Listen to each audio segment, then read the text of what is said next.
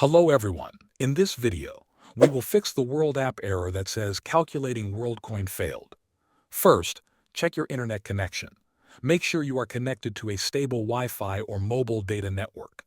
If the internet is slow or keeps disconnecting, the app may fail to complete the calculation process.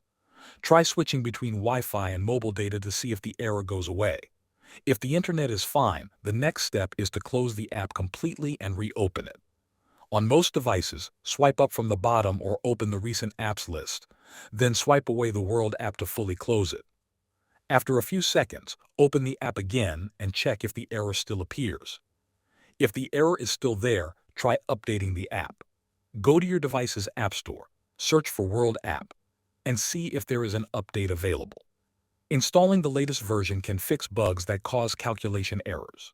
If none of these steps work, the issue may be on World app's servers. In this case, wait a few minutes and try again later. You can also check WorldCoin's official social media pages to see if there is any announcement about maintenance or downtime. Thanks for watching.